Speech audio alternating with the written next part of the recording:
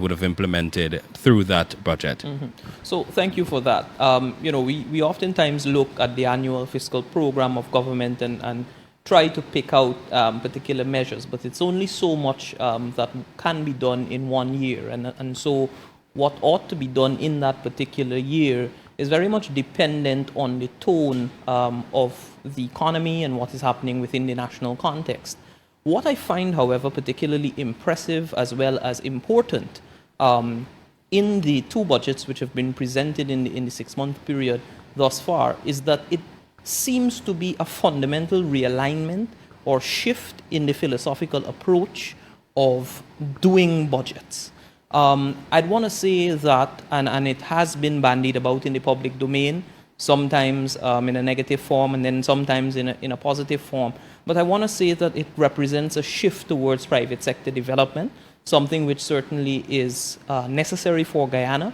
As we know, we have a very young private sector in Guyana. We have a private sector which has been underdeveloped by a number of very strange programs and fiscal measures over the past few years.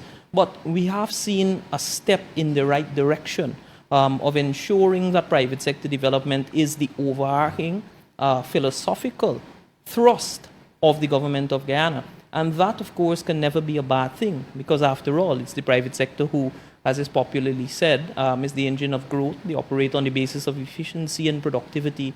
And so I'd want to say that for me, both budgets presented within the 6-month period represent that shift and that step in the right direction for Guyana. And Richard, also, government would have included the private sector in consultation Yes. with preparing these budgets. What was that experience like? And, how much of the contributions were really pushed into programs that you have seen and that you will be seeing? Well, I want to say that, in particular, the People's Progressive Party, Civic, is not a stranger to the private sector, and in particular, the development needs of the private sector. Because if you recall, it was under the administration in 2006 where the Competitiveness Council was formed, and out of that Competitiveness Council, a number of consultations, etc., with the private sector were held, and as a result, many of those needs are understood from the very basic level, and so I think that it certainly. As I don't want to overuse the phrase "a step in the right direction," but it certainly does change the architecture within which the enterprises operate in Guyana. And oftentimes countries and in particular private agents or private individuals operate based on signals. And when you have credible signals and strong signals being sent that we are willing to work with you, we are willing to sit on the other side of the table, or in some cases on the same side of the table with you for this objective of national development, that is always a good thing. Now, the private sector, of course, has a number of issues that continue the issues continue to affect the private sector, but we are seeing particular steps to aid in the mitigation of those issues. I want to say one which has perhaps flown under the radar but is extraordinarily important in the development of enterprise in Guyana and even for the wider populace is that of the reduction of excise tax on fuel that has been passed in the most recent has been tabled recently. Now, that is extraordinarily important because, as you know, fuel is a major input into almost all production processes. It's a major input for logistics and transportation and other supporting services that really are the backbone for enterprise. And so I think that one in particular is something which we have been talking about for many, many years. And there are a few more which we really hope come into play, such as the reduction of duty and such the like. But certainly many of the measures which we have tabled, they have either been taken on board or there is an indicator that it will be taken on board in the near future. So I want to say that the experience has been good.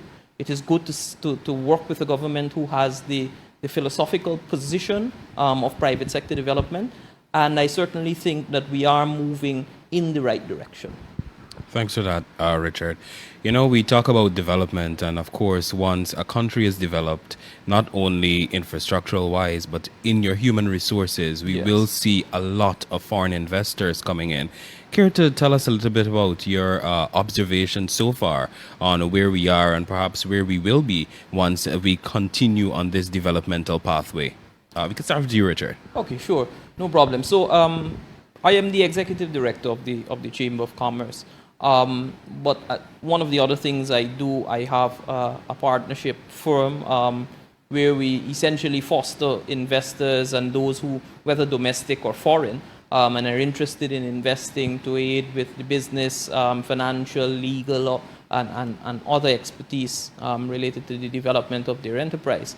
And so you find that there is not only the interest that exists in investment, but there are tangible steps that are being taken by those with the interest for investment. So it is not that persons are only coming on a business visit. They are coming and they are finding local partners. Persons are coming and they are incorporating companies. They are taking steps to ensure that joint ventureships materialize as a result of inward or outward trade missions. You find that persons are very interested in local content and ensuring that the gravitas that local content ought to be taken with and the seriousness with which it ought to be taken with is actually taken on board. So the private investors are certainly flooding the shores. There is no paucity of interest in the country, but very, very importantly is the point that that interest is being matched and supported by tangible development for the enterprises or the areas within which they function. And so that, for me, shows that investors are not only talking the talk, but they're also walking the walk. And with that, you can't go wrong. Because why? When someone invests in a company, they're not only investing in it just for the simple profit-making motive that goes along with a private enterprise, but that person is also providing jobs. That person is providing some degree of infrastructure for a particular area. That person is providing an income for an entire household. That person is providing international communication and international marketing and branding for the company, because they'll go back and tell others, they'll communicate with their friends, they'll bring tourists, whether business or casual or pleasure. And so there are a multitude of effects as a result, and I want to say that that notion of investment is very strong, and it's being matched with tangible steps. Yeah. What about you, Josh? Any? Well, definitely, I think Richard said a whole bunch of it there. He put the entire what's up paper theory into a practical focus, right? And that's how it's going to happen, basically. A lot of local content is going to be coming on board. And our government, the government has seen that, the administration has seen that. And they have consulted and even launched just last February, this month actually, their local content policy, just about a week ago, right?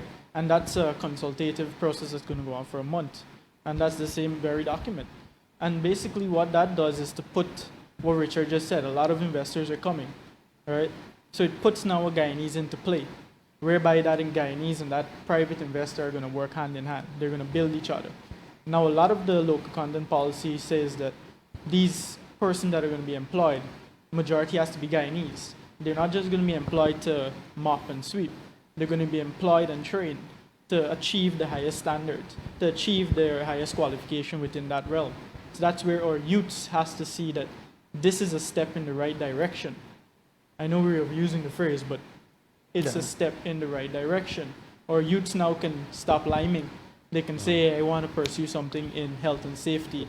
A lot of companies now are going big on health and safety inspections. Yes. Our youths are being trained. I personally have friends that are being trained to become health inspectors at top levels, inspecting wells at top levels, right? Now what we have a deficiency with is the welders. The welders are almost all our expats. What we need now is that the GTI and the technical institutes pull their course up and get their curriculum set in a way by that we have welders that are Guyanese as well. So we basically not take over the entire operation, but we have enough content whereby our 750,000 population can say, hey, I've got a job, and I've got a good job, I've got a job that I can progress in, right?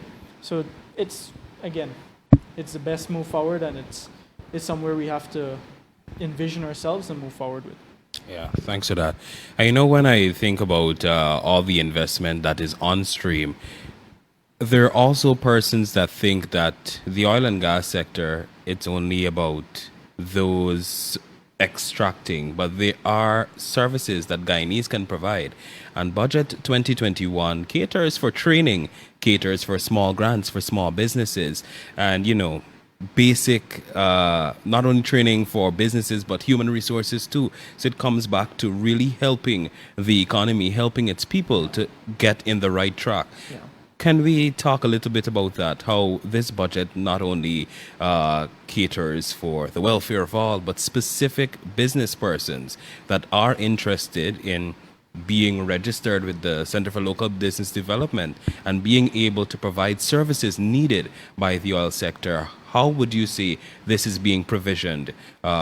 Of course, help for citizens, help for small businesses, help for Guyanese-owned businesses. How would you say this is being provisioned through this year's budget? Well, I guess I'll jump in Yes. right there. So basically, you just mentioned it. The government has a lot of training planned in this budget, and they've allocated funds to develop the Hospitality Institute. All right, that's the first of its kind in Guyana, and we have so many hotels coming on board, and they're going to be here to stay, and we have to get Guyanese involved. So that's where this budget saw that need, and it filled the gap. All right. Additionally to that, we see this budget also putting in allocation of funds so that the technical institutes can also be refurbished, they can also be upgraded. Right? That's something that's very important that this budget did. Additionally to that, we see this budget also taking a hold of the Small Business Bureau and basically giving it, I think Minister Waldron hinted it today, at some 2 times more than the previous administration had given it. It gave the Small Business Bureau a large amount of cash so that small businesses can gain grants. And now these grants develop into brands, and now these brands can go to these very oil companies and say, hey, I do this, and this is my portfolio. I have the government's backing with me. I went through the Small Business Bureau, etc. I've proven my standards, and I now can get the contract to probably aid with cleaning or to probably aid with supplying food, etc. So we're heading in the right direction. Yeah.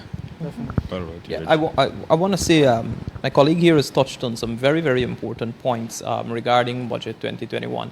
And the mere fact that we have seen the increase in, as he would have rightly mentioned, the increase in funding for the technical institutes and the increase in funding for Small Business Bureau, I think those are steps which are very good.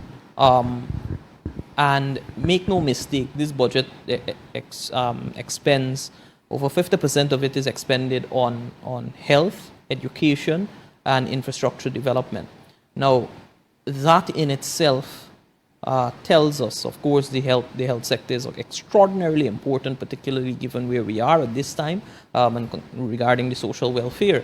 But infrastructure and education, if we want to speak about training and human capital development or development of our country's talent, you'll find that those two in particular go hand in hand, because for the persons, we live in a very expansive country, and for those living in the hinterland, the infrastructural needs there to actually access the education is something which is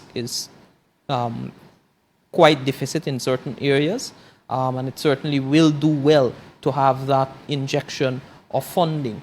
I want to also say I would have started my commentary this afternoon here speaking about the fact that you have to look at the budget in context of what is happening in the environment.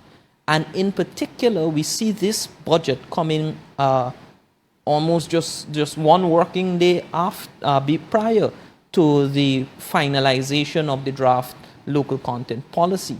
And that local content policy in itself has mechanisms in place to ensure that the resources which are garnered from which are extracted from our country, our nation's patrimony, that the revenues that accrue as a result of those resources and the operators who receive the revenues, that there's a mechanism in place to ensure training and development for persons. And this in itself is important because here we see no longer, and this corroborates what I was saying earlier about a fundamental shift in the philosophical approach, because we're not seeing any longer this only the state agency will do this or only the state agency will do that. Now the government is taking steps to ensure that private sector is aligned in a fashion where the workforce can benefit, where the labor force can benefit, because we have some serious issues, of course, here in our domestic labor market in terms of ensuring that we retool our workers, we upskill our workers, and ensure that they have the relevant ethos of business and moving them into a modern culture of doing business. And so that becomes very important to ensure that all hands are on deck. And I want to say Budget 2021, it not only provides more funding for the state agencies, but taken within the broader context and within the parameters of what the government is doing, orients the private sector enterprises to provide training and development. And that for me is very commendable, because naturally the people are the nation's greatest resource. Yeah, definitely. Thank you both for those responses. I want us to get on a touchy topic, as I would say, the debates. This is day 2 of the budget presentations. And earlier today, opposition member of parliament, Dawn Hastings Williams, she said 2 points that I want your, honest opinion on. So the first one is when she said that the budget is contrary to the expectation of the average Guyanese. And the second one, she said that Amerindian brothers and sisters are being left out of developmental programs through this budget. So whichever of you want to go first, addressing those comments. You can go first. I'll give my thoughts on it after. That's a question I've been sort of waiting for, I guess. I don't know if I'm bad for saying that. But honestly, I started listening to her speech and I couldn't listen anymore because there's a lot of inaccuracy, first of all. And advice to the AP and UAFC members of parliament, this is not the house to measure your egos, your prides. This is not the house to come say, we were doing this, we were doing this, we were doing this. You're in opposition now. You have to get on the ball and you have to at least help in some positive way to give positive solutions to problems, not just what we were doing and what you did and blah, blah, blah. That's not where you have to go as an opposition with our current time frame. Mm-hmm. 1, given that it's a pandemic, and 2, given that we're about to be one of the largest and the fastest growing economy in this hemisphere. And even more ambitious the world. Yeah. All right? So they have to pull their socks up. And we are now being seen by almost every country in the world. Mm-hmm. All right? We are now a focal point for development, for business investment. And our parliament has to be well represented. Coming back to your 2 questions, though. Mm-hmm. You're inaccurate. Those are 2, of course, very inaccurate. But the Amerindians have been receiving a lot, and they are going to receive a lot here as well.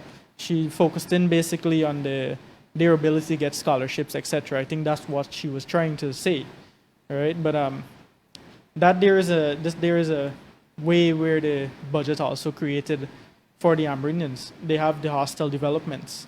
Once those hostels are developed, these individuals and these teens can come out and get the same level of education, the same level of participation in the center of government, and even the center of academic qualifications and academic procedures, right? So once that's in place, and this budget does allocate for it, that the hostels will be refurbished, and the hostel as well will be different locations will be allocated, so that we can facilitate.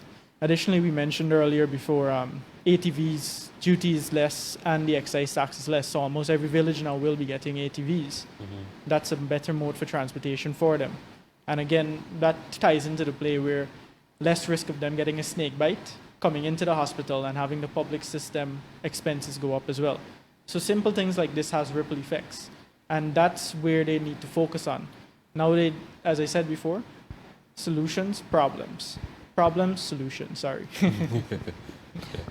So thank you for that. I'm really not sure how one would measure or how one would go about creating a metric for expectation of the average person. I am an economist by profession, and one of the perennial problems of the study of economics is how do you measure expectations. So I am not sure what precisely she perhaps missed the mark, as my colleague here has alluded to.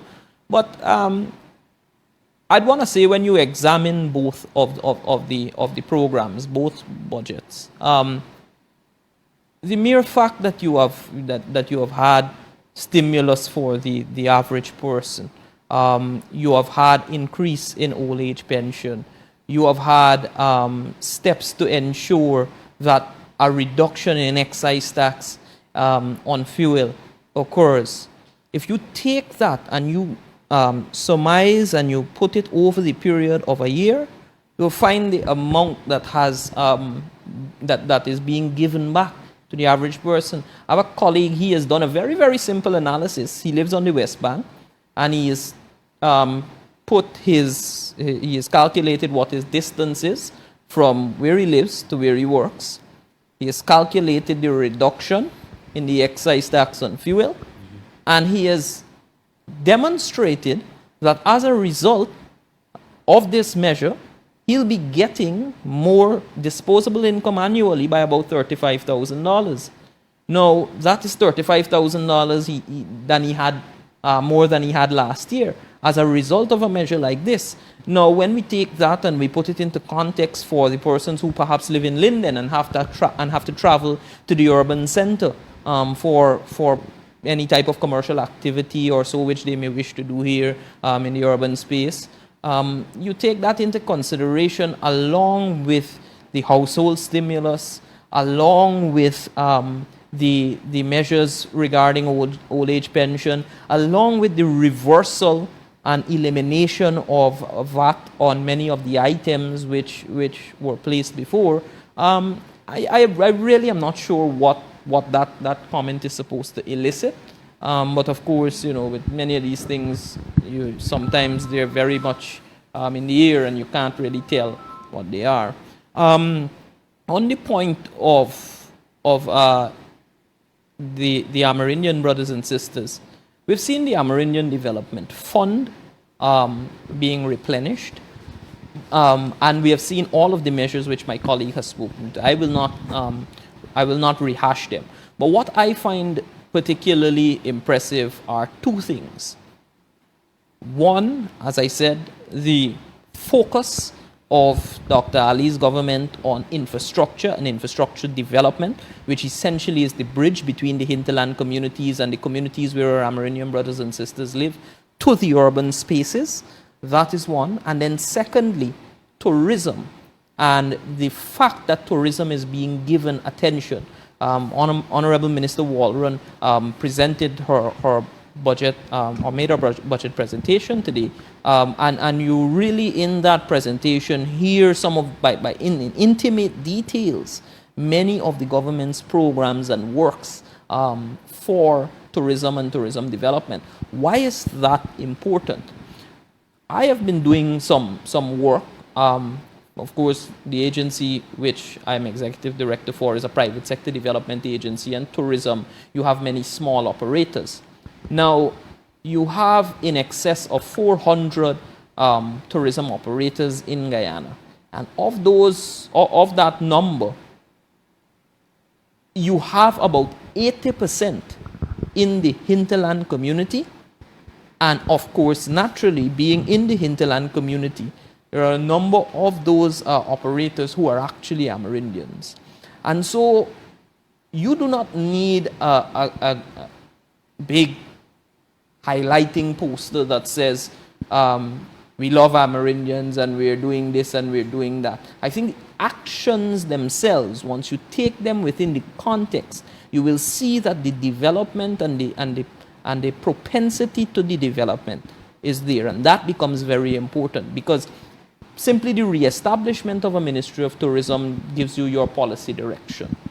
The simple fact of a Tourism and Hospitality Institute establishment gives you a particular direction, and it tells you the seriousness with which the administration is approaching tourism, and that in itself will bring a high degree of development for the people once the programs are administered, and administered properly and competently, which I'm absolutely certain that they will be.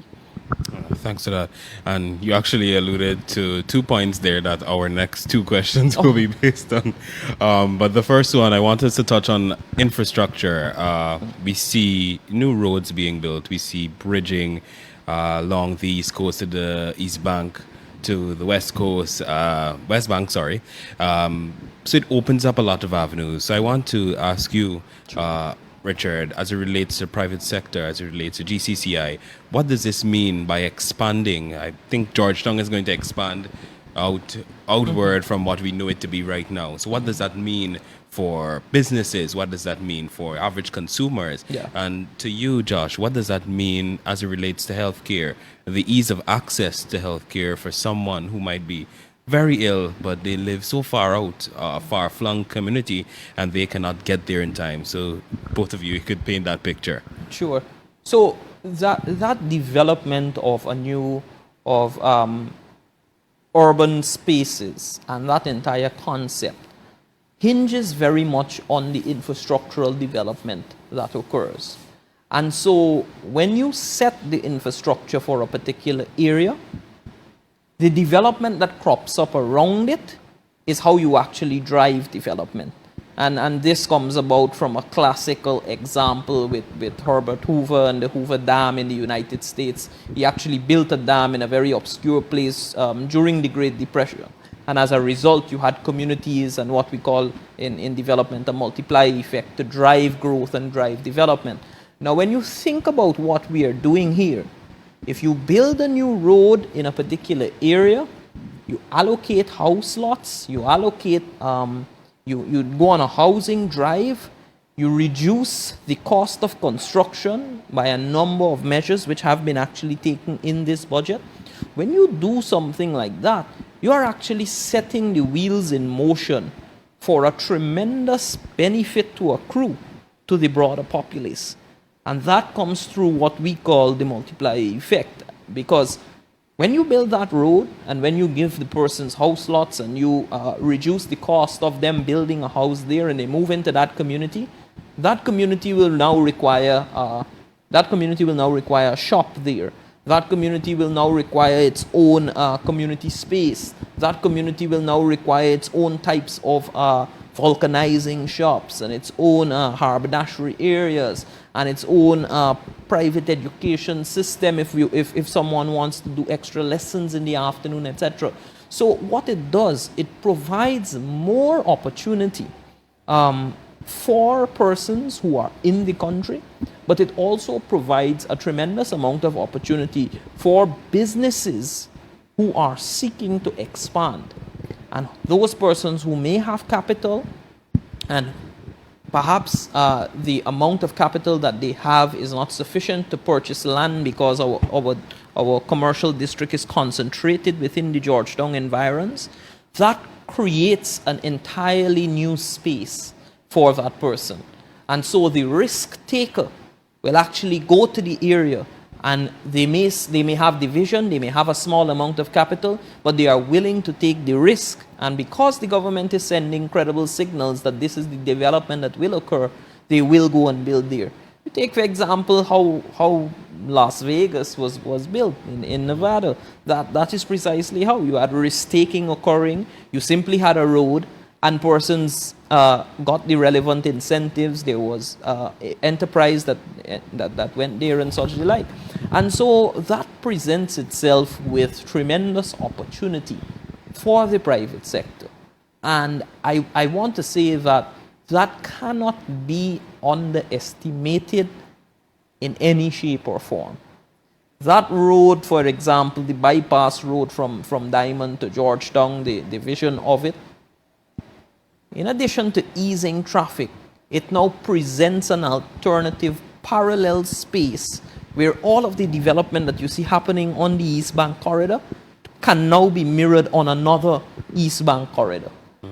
And so, if you think about our development and you attempt to quantify something like that, and you look at it with a very narrow lens and try to look at it with only this budget alone and say, try to criticize in that way, it will not work. Because one has to understand that this thing does not occur in a short term, it is over the medium term, and the benefits that will accrue as a result of it cannot be quantified just simply sitting here and looking at a particular document just like that off the bat. So one really has to have the vision and see and buy into it and take the risk and approach it. Yeah. Josh. Right. Well, I encourage all the youths of Guyana to take heed of my colleagues' statements here. That's just a bit of the pie, right? About all the opportunities that are going to come. And those opportunities are for the youths, for those in business, for those who have a vision to be an entrepreneur, right? Coming back to the health sector and these developments coming with infrastructure, I had mentioned earlier before that all these infrastructures are going to be going into Amerindian communities. So we see a large portion of the public health budget heading towards the interior development. As I said, more doctors are going to be there. That's more paid staff are going to be there. And with these roads now, we can have better access to the health centers. Therefore, we can have better supply of consumables, pharmaceuticals to these health centers. And that's one of the major issues we have with primary health care. Always out of drugs, always out of stock.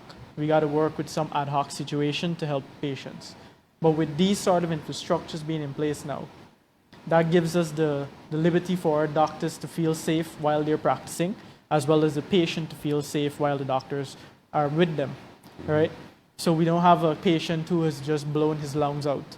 We call that a pneumothorax in medicine. He's blown his lungs out and he has to get to a hospital. But the closest possible hospital that can deal with the pneumothorax is in Georgetown, right?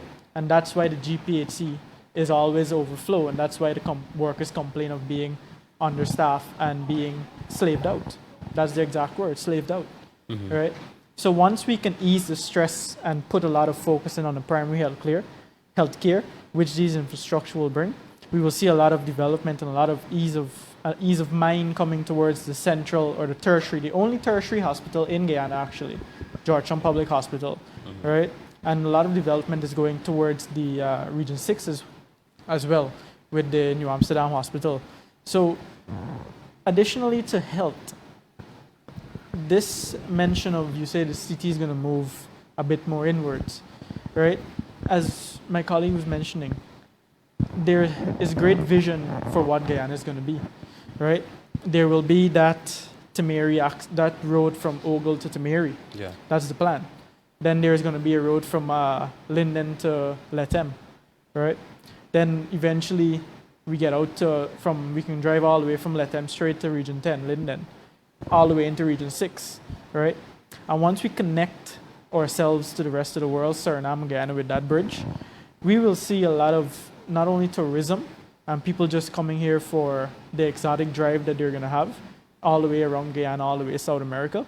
We will also see a lot of local content coming into place, right? So it's very, very important, and it's a very big vision that we have to accomplish with these roads and access roads. Yeah. And you mentioned there on tourism, there's health tourism. Do you see Guyana being on the market for that? I know through this budget, we are re-equipping, the National Ophthalmology Hospital there in Port Moran. So do you see our country opening up, developing to a state where we can have a tourism product, but it is health tourism where persons, stop by here? Right. Actually, that term was coined in 2014, 2013, when we saw all of the medical schools coming up into Guyana. That's where health tourism started. And now that you've mentioned the hospital is going to be refurbished and brought up to modern standards, once we can consistently keep that hospital in that state-of-the-art facility and keep it pristine and keep the doctors there up to date in their academics, we will see patients from Trinidad coming over here to do their cataract surgeries. Right now, I've had members of a family and friends' family leaving Guyana, going to Trinidad to rent an apartment, right? And then they go to spend there for about a week, get their surgery on their eye, and then they have to come back home, and they have to fly back to Trinidad every 6 months for a check. So that's tourism for health. Yeah. And that's where we're going to get to once we have our state-of-the-art facilities built. Not only in ophthalmology. Once we're going to have hospitals for specialization only. And that's where the vision was since 2014. So I am upbeat about the entire health tourism aspect. Yes. We're going to see our schools being accredited, etc., so that we can we can mirror that of Grenada. Grenada, majority of their GDP comes from the school they have there, St. George's University. It's an offshore medical school, and they basically get people from all around the world to go study medicine there. So that's where we're going to be heading. Yeah. Richard, I wanted us to talk a little bit about tourism also. What does this mean? You know, we see renewed interest, not only those outside of Ghana, but inside Ghana too, wanting to get more of our tourism product. We all know, Kaikoura Falls exists, but there's so much more that Guyana has to offer. Yeah. So what does that mean for the average person willing to go out and explore, through budget 2021? And I know part of the emergency budget, it really pushed us as Guyanese also to go out and explore more. But, this year and beyond, where do you see tourism, the investment that this government is making and has made also so far in tourism? Where do you see that taking us as an economy? Yeah. So tourism is a very important segment of our country's development, historically, in present day, as well as moving forward. Now, the reason why it's because tourism facilitates more in-country capture of spending by a tourist, or the development of tourism products. Now, let's take a practical example so that I can elucidate what I'm saying. If we have no entertainment centers, if we have very poor hotels, if we don't have a modern golf course, a place where a person can relax, etc., persons can relax. When a business tourist comes, he will come, stay for a very short time, only with the intention to conduct his particular commercial transaction and then leave. Yeah.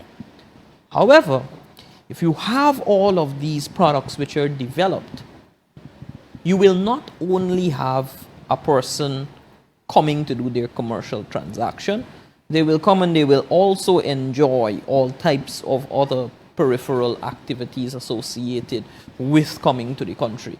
So they may come and they may want to play a round of golf. You can go hit that in the afternoon. They may want to have some exquisite Guyanese cuisine, and I see the street food vending initiative by Minister Vinaya Prasad. That's a very commendable one, because when you think about that, you're actually displaying our country's cuisine, which is known, of course, to be some of the best in the world.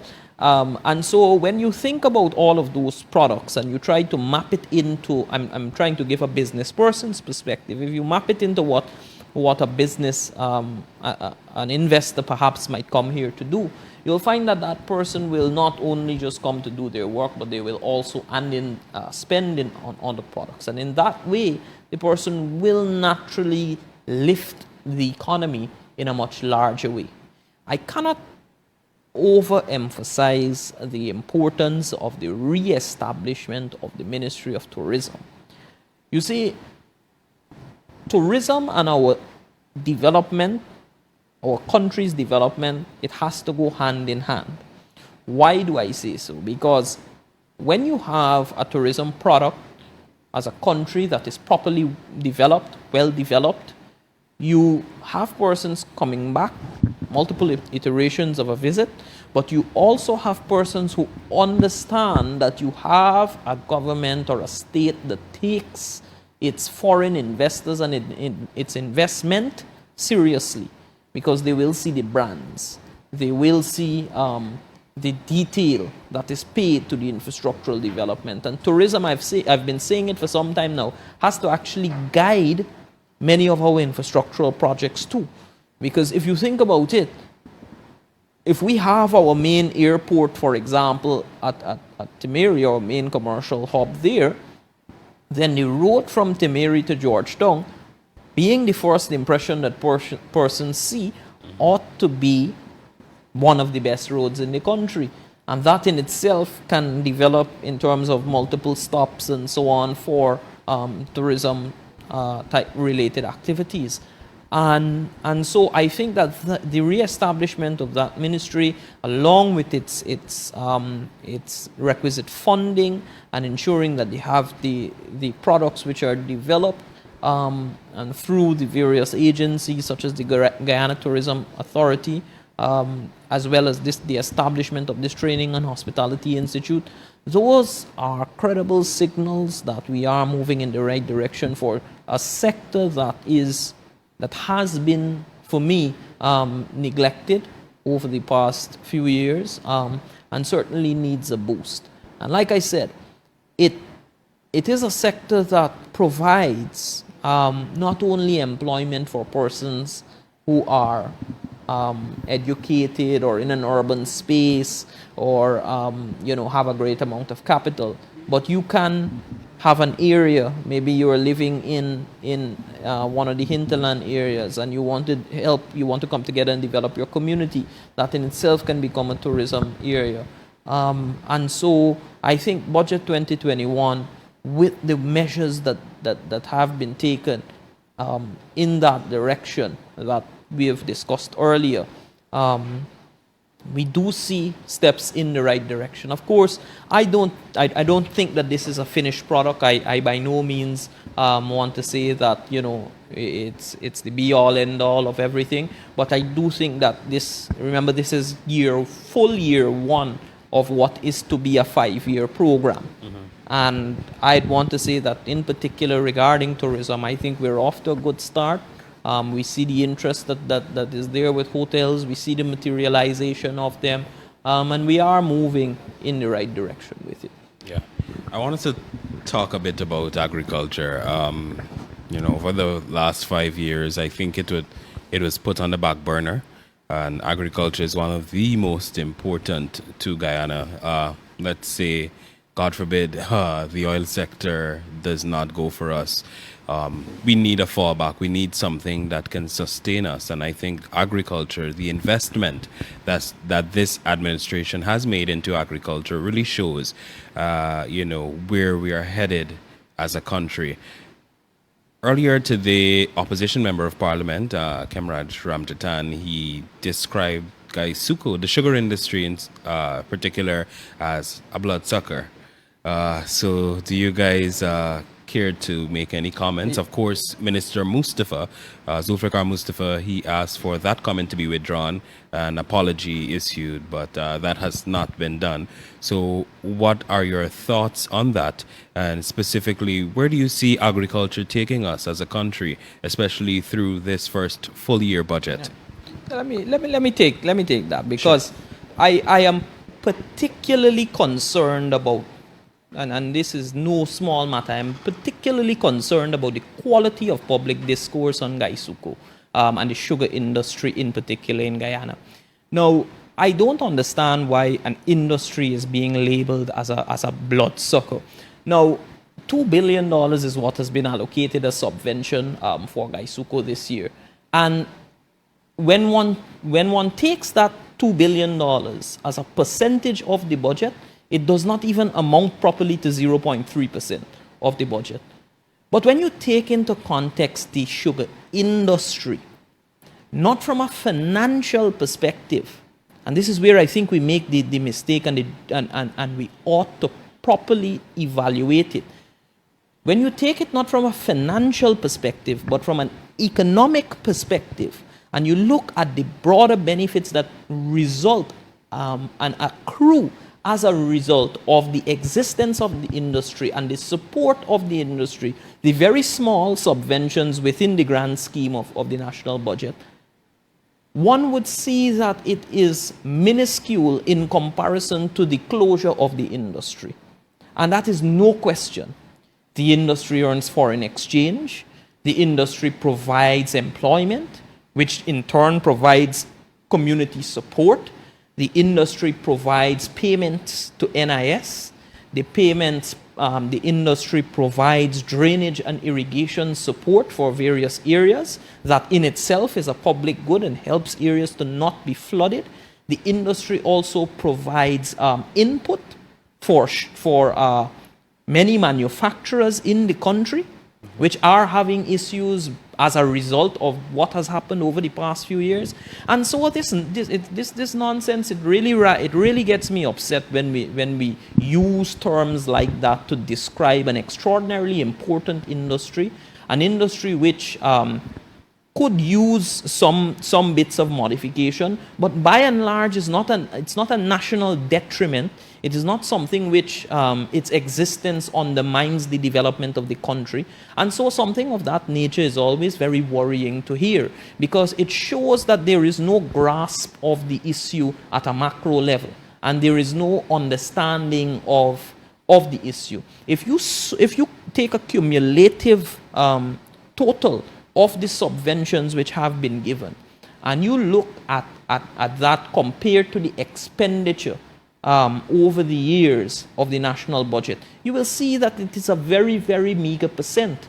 But you see, when you go to these communities and you see that the livelihood depends on the existence of the industry, and it depends on the existence of the peripherals supporting the industry, then is when one can truly understand the importance and how enshrined and ingrained it is within some people's national, what you would want to say, modus vivendi, their way of living.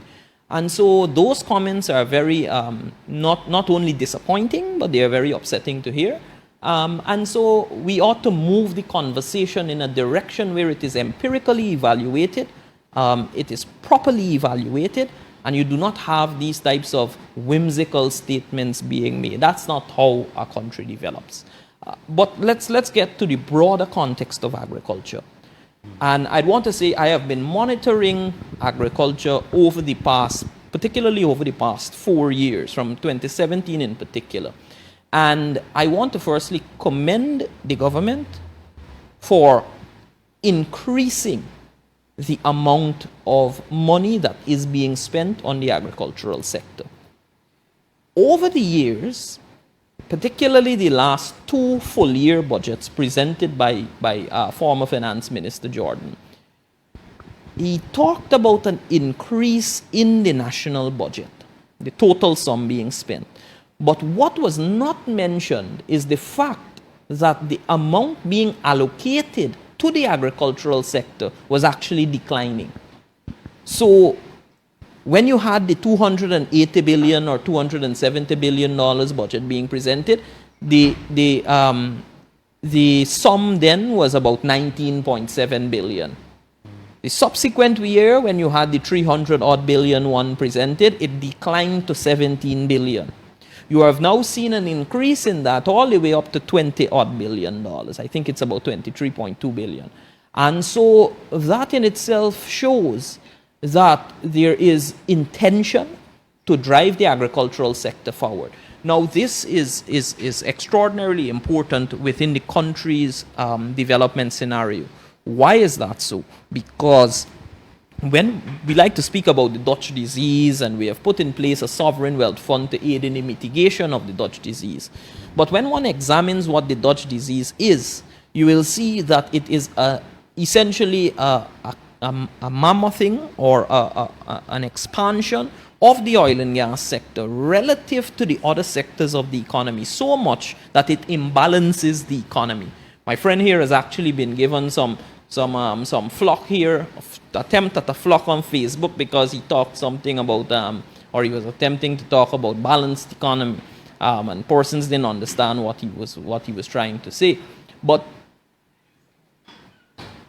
that in itself, that increase in that expenditure helps to balance the economy, it helps with propelling the agricultural sector, and it helps to mitigate the potential impact of the Dutch disease. And because of that, the agricultural sector allocation in its size and in the quality of the programmatic expenditure is very important. And so I view that as not only being a step in the right direction to support the agricultural sector, but help in the broader sense of the mitigation of the Dutch disease. One other point I want to make about the agricultural sector before I close my remarks on it is the fact that oil and gas, that sector, is a capital intensive sector. And at most, the operators, their subcontractors, or the prime contractors and the subcontractors under the prime contractors, at most, I approximate, will employ about 50,000 persons when they are in their peak. But when you take a sector like the agricultural sector, you will find that it is a labor-intensive sector. And so when dollars are spent in that sector, it does not go to the production or to the purchasing of a particular type of equipment that is, very, very expensive and what we say capital intensive. It goes more towards the material impact in the lives of people. And that is where the agriculture, forestry, and fishing sector, that it's all lumped under the national budget, that's where it becomes important. Because it is a labor-intensive sector, jobs depend on it, people's livelihoods depend on it, and so this is why I am very pleased to see the increase in the nominal sum being allocated to the agricultural sector. And it is extraordinarily pleasing to see that, because it was a very, very worrying development for me over the past, the final 2 years that former Minister Jordan presented his national budget, that decline. And so I think we are going in the right direction with this sector. Thanks for that, Richard. Josh, anything from you? Yeah, definitely. I think my colleague here hit it right on the head. He painted the entire picture of that circle, or the cash flow circle we call it. And not only that, he mentioned that the people do depend on it. These are guys, the fishermen, the guys in the lumber, the guys in the agriculture sector. It's not that they can't get into the lawyer system or the doctors or even politicians, etc. They can. But that's what they love doing. Right? So that's where this budget is going to put us. And now to Mr. Ramjatan. That is what I've been saying, and when I share that piece of advice. These sort of remarks, they're heard all across the world without proper analysis like what my colleague here just gave. It's sending an image of propaganda. It's sending people into rage. It's sending people into ask questions that they're going to find is going to be inaccurate, basically wasting people's time. All right? I hope he apologizes, and I hope he does go to the GUYSUCO CEO himself, and to the president himself, and to all of the other administrative officers, and to apologize to them, because he does not see the importance of 7,000 workers' lives, nor does he see the importance of NIS, nor does he see the welfare of those 7,000 workers' children and their grandchildren and future generation. He needs some sense. Let's simply put it. Yeah. Additionally, sorry not to go forward. But, That's okay. Richard came up with he brought up the incident on Facebook, sorry. And what I was trying to say is that eventually, and where all the sectors are heading, we're going to see our $500 and our $5,000 buy more. It's going to work more. And that's where came the system of balancing the GDP. Because we're going to export more, we're going to get more foreign currency in. It's going to offset fiscal deficits, etc. So the government expenditure can be, eventually, we can see those export economies and those foreign currencies, etc. that worth paying the government itself to carry out the job instead of taxes. Taxes can decrease, etc. So that's what I mean when your $500 and your $5,000 are going to work more, right? And that there is something we're heading towards with getting value-added products.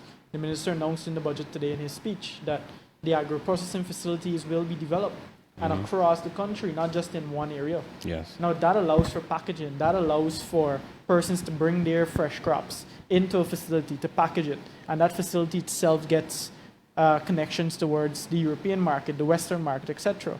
And he has also announced that there have been contracts and talks with the Hungarian government to get rice there as well, right?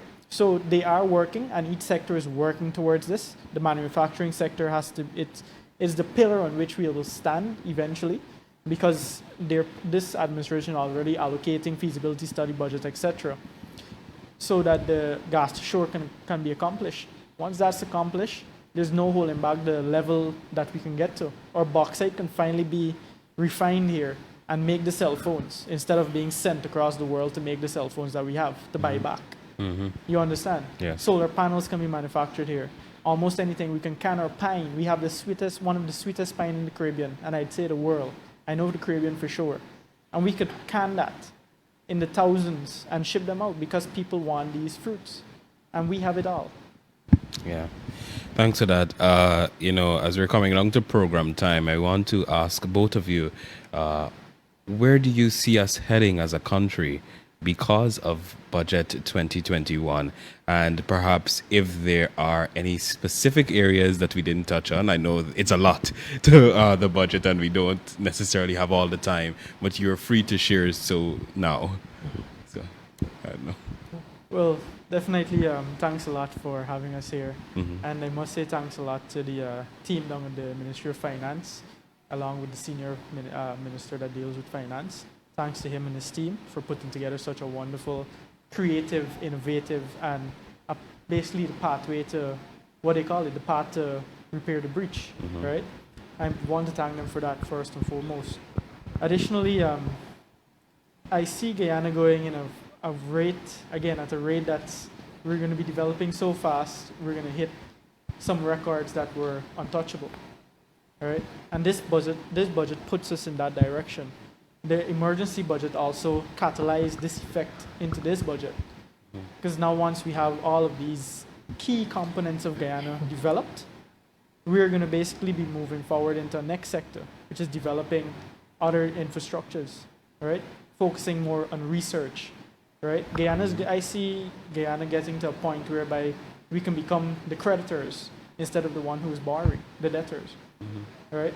And we can become the peacekeepers of the region. And this budget is going to catalyze us into that era. Yep. Thank you. That of course provides a very nice segue for me to touch on a matter that I see being talked about in the public domain regarding Budget 2021. It's being said about debt and a discussion on debt and so on, public debt in the public domain. And it's one which I really don't understand because when one looks at what is actually happening, what's actually occurring is bringing the public debt sums which were off the books and accumulated on the former Minister Jordan onto the books.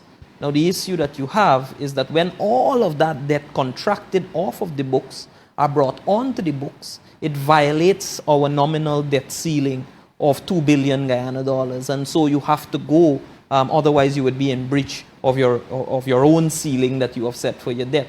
Now that is on the one part. On the other hand, no country would grow, do infrastructural work, and one, take it from its own coffers, and two, attempt to compare the quantum of public debt today to the amount of public debt in the past, and say we had less public debt 5 years ago. It always has to be relative to the conditions of the country. And so a country which has a huge economy can naturally accumulate more debt. All of the talk that we have about growth and explosion in Guyana's growth and such the like creates the space for us to be able to borrow more, for us to be able to fund infrastructural projects and such the like. The thing, however, is that the infrastructural projects that are being funded have to be quality projects. You can't borrow the money to go build an arch. You have to borrow the money to build a proper road that is going to create that multiplier effect that I spoke about and actually create that quantum of development which is necessary. And so that in itself is a discourse which I don't believe persons have a proper grasp on. It's one similar to the GUYSUCO one. And you have a lot of persons, if I may say so, they are charlatans. I don't want to call them that, but I see them demonstrating such tendencies, and they want to speak on matters which they really don't have the grasp of the complexity of the issue, or even at a very germane level, how it is. I'd want to just give one feedback that has reached me, is that some small enterprises do believe that more could have been done for them in the sense of stimulus. But when you take the budget into context, you will see that there is provisioning for the environment to increase. But I think some persons want enterprises to have some persons would like if their enterprises can have direct stimulus. And that's one. The only reason I mention it is because it has reached to me from a number of micro enterprises. They feel as if, they are not seeing what they wanted to see. So when the criticism is leveled that it's a private sector budget, perhaps it's not private sector enough as yet. So those are some of the things which I wanted to add as last word. I want to say that I think that the budget is for a first-year program. It is a good program. That realignment in a fundamental way, as I started off by saying, to private sector development and aiming the development programs of government to driving private sector growth and enterprise development is one that is very, very commendable. It is much needed. It represents a paradigm shift from the years gone by. And I certainly thank the administration for recognizing that, because I can tell you, being in and around the private sector as intimately as I am, that many, many persons were suffering. Many persons, their businesses had to be downsized, closed, staff sent home, etc. And then COVID came and made it worse. And then you had all of the shenanigans where my friend here spent days and days guarding ballot boxes and staying here and all kinds of things which really shouldn't be happening in the 21st century. And so we really do. It's about time that we get that break. And I think that we are moving in the right direction. There are going to be constraints, but certainly the development of the sector, the way that it's being handled, and particularly the oil and gas sector, the tourism sector, and then looking at our other peripheral industries, I am happy with it in a general sense, and I do think that we ought to continue from a fundamental philosophical position of private sector development, and that in itself will ensure that we spur growth in the country. That would be all. I'd want to also thank the staff of the Ministry of Finance. I myself was involved years ago in preparing budgets, and I know the work that goes into it. So to prepare two in 6 months, it's really commendable, and I want to thank the staff. There's lots of hours of sleepless nights to ensure that even those pages in the estimates are properly done. And so it's very good work, well done, and certainly I look forward to the other edition and seeing the benefits accruing from this one. Yeah, and I want to thank you both for stopping by today for us to just chat candidly about Budget 2021. I've learned so much from both of you today, and I know our listeners and our viewers also would have learned a lot. So at this time, we'll take a short break, but we hope that you stay with us right here on the Department of